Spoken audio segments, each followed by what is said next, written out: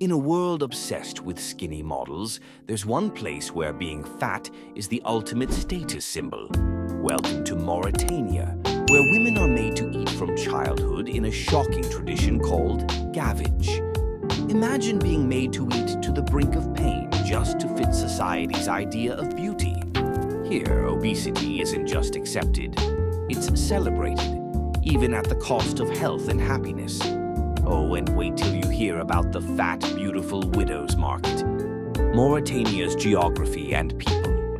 Mauritania is an expansive country with 90% of its land covered by the Sahara Desert, the largest hot desert in the world.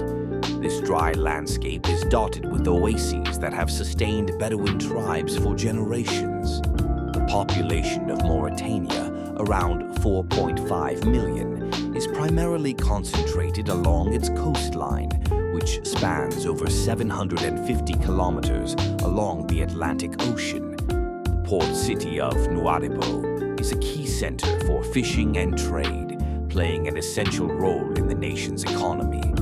History of feeding. Forget boot camp, welcome to food camp. This 5 million population-holding country is ranked 159 out of 189 countries on the Human Development Index.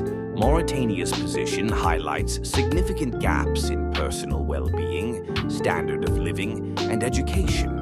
The country faces failures in environmental protection, widespread poverty, underfunded education systems, and deep-rooted traditions that stifle progress.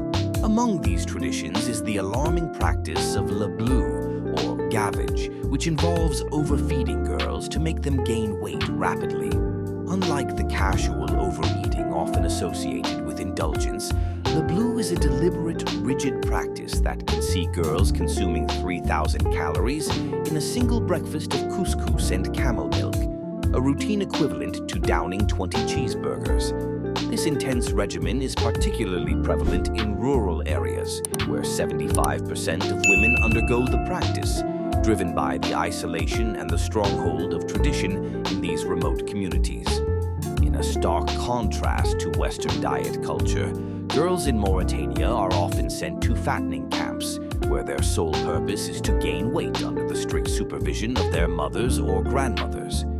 These camps plan the girls' weight gain around the agricultural calendar, taking advantage of food surpluses during the rainy season, while struggling to maintain the practice during droughts. The process can be harsh and unrelenting, with girls starting at a young age to ensure their stomachs can endure the intense calorie intake. Forced into this routine, the girls are sometimes threatened with punishment or social exclusion if they fail to consume enough food. Cultural pressure to meet these beauty standards not only affects their physical health, but also leaves lasting emotional scars as they grapple with self-worth and limitations on their personal aspirations. For some girls with dreams of excelling in sports, the enforced weight gain feels like a betrayal of her potential, knowing that her increased size will hinder her ability to pursue her passion. This destructive practice is sometimes enforced with physical abuse, using methods like the Zayar technique, where a girl's toes are pinched between sticks to assist her compliance.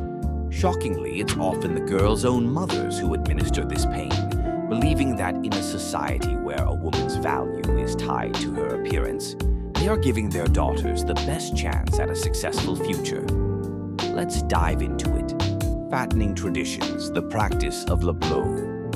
In Mauritania, the cultural preference for larger women has shaped societal beauty standards for generations. The tradition of gavage, or le bleu, a practice borrowed from the French word for overfeeding geese, is used to make girls big and plump from a young age. This practice is deeply rooted in Mauritania, where obesity has long been associated with beauty, wealth, and health. Especially in a country often affected by drought, a significant portion of Mauritanian women have undergone this overfeeding practice, starting in childhood. Families often encourage young girls to drink large quantities of camel's milk and other fattening foods. The consequences of this practice are severe, leading to health issues like diabetes and heart disease later in life. The ideal of beauty in Mauritania is further reinforced by traditional love songs and cultural beliefs that prize plumpness. The cultural preference for larger women is not unique to Mauritania. Similar trends are observed across the Arab world, where fatness has historically been a sign of health and prosperity. Countries like Kuwait, Egypt, and Saudi Arabia also report high rates of obesity among women, contrasting with lower rates in neighboring sub-Saharan nations like Senegal and Mali. Basi, a blend of camel's milk and millet, and goussi, a drink made from milk, rice, peanut oil, and pure animal fat, is very common. Refusing to eat can lead to physical punishment, as mothers believe this is the only way to ensure their daughters' futures. Despite health risks and the increasing prevalence of obesity-related illnesses, this practice continues as a cultural norm in rural areas and among older generations. Now, recent efforts to combat these harmful practices have been initiated by the government, including TV and radio campaigns highlighting the risks of obesity. These campaigns often use songs that praise slimmer women in an attempt to shift public perception. This initiative, coupled with the influence of foreign media and changing tastes among the urban elite, has led to a slight decline in overfeeding, particularly among younger women. The Oasis of Tergit, what to eat. One of Mauritania's most beautiful natural sites is the Oasis of Tergit, located in the Adrar region. This green paradise in the midst of the Sahara is not only a place of stunning beauty, but also holds deep cultural significance. Tergit is believed to be a gathering place for poets and storytellers, reflecting Mauritania's rich tradition of oral literature. The oasis is surrounded by palm groves and natural springs, creating a serene landscape that contrasts sharply with the harsh desert surroundings. At the Oasis of Tergit in Mauritania, traditional cuisine highlights the region's desert culture and nomadic roots. People often enjoy dishes like couscous, served with lamb or camel meat stews, and the slow-roasted mechoui, lamb, seasoned with local spices. Flatbreads like taguela, baked in the sand, pair well with these hearty meals. Fresh camel milk and zrig, a mix of fermented camel milk, water, and sugar, are common drinks, reflecting the area's reliance on camel-based products. Mint tea, or ate, is a ceremonial staple, served in 3 rounds to symbolize friendship. Dates from the oasis's palm trees provide a sweet energy-boosting snack, often paired with tea. Despite the desert setting, preserved fish stews also make an appearance due to Mauritania's coastal influence. These foods reflect a blend of local ingredients and traditions, perfectly suited to life in the Saharan environment. Traditional dress and fattening tea rituals. The traditional dress in Mauritania, known as the dara for men and the melfa for women, is more than just clothing. It's a statement of cultural identity. The dara is a flowing robe, often in shades of blue, designed to protect the wearer from the intense heat and dust of the desert.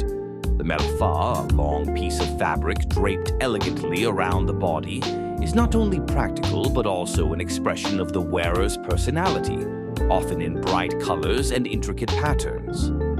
Tea, or ate, is the national drink of Mauritania and is consumed multiple times a day in a 3-part ritual. Each round of tea is stronger than the last, symbolizing the progression of life from bitterness to sweetness. This ritual is more than just a social activity. It's a way to build relationships, show hospitality, and engage in meaningful conversations. The art of pouring tea, creating a frothy foam, is a skill passed down through the generations and a point of pride in Mauritanian households. Shocking practices, child marriage, and FGM. Despite its rich cultural heritage, Mauritania faces significant human rights challenges. Child marriage and FGM are practices that persist in parts of the country, primarily due to deep-rooted traditions traditions and lack of education. Although both practices are illegal, they are still carried out in some communities, driven by a desire to control women's bodies and adhere to outdated notions of purity and honor.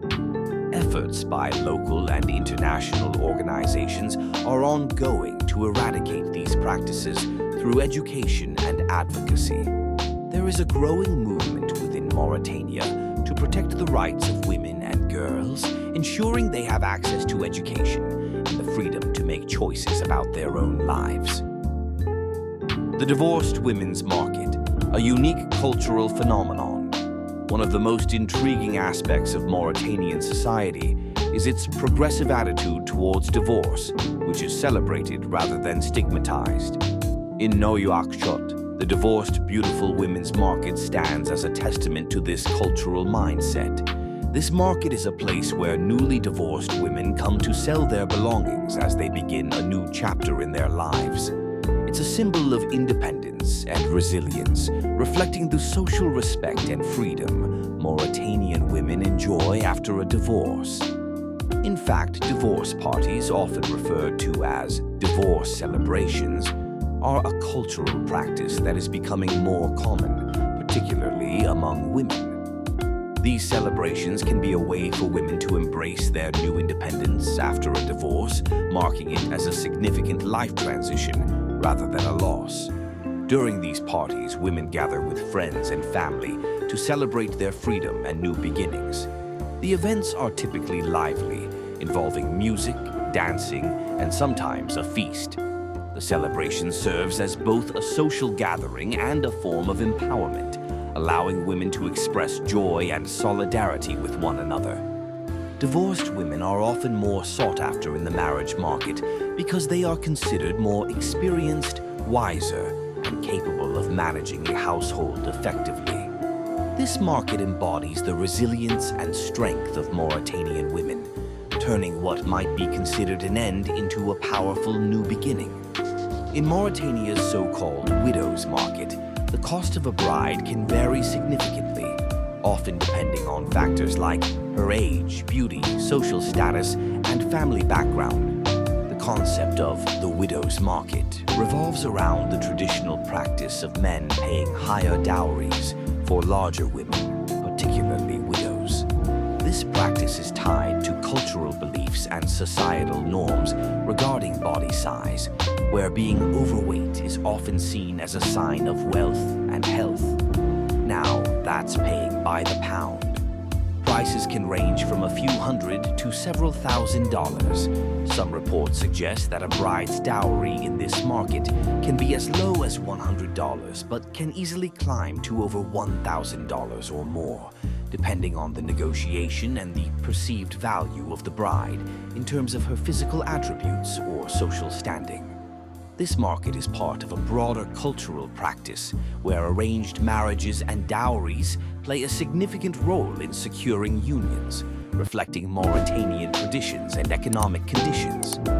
So, to wrap things up, let's just say Mauritania reveals a land of stark contrasts, where ancient customs coexist with modern challenges. From the controversial practice of overeating to the divorced women's market, its culture is complex and multifaceted. The resilience of its people shines through their ability to adapt and find beauty in their traditions. Thanks for joining our adventure tales through Mauritania. Don't forget to like, share, and subscribe for more interesting stories.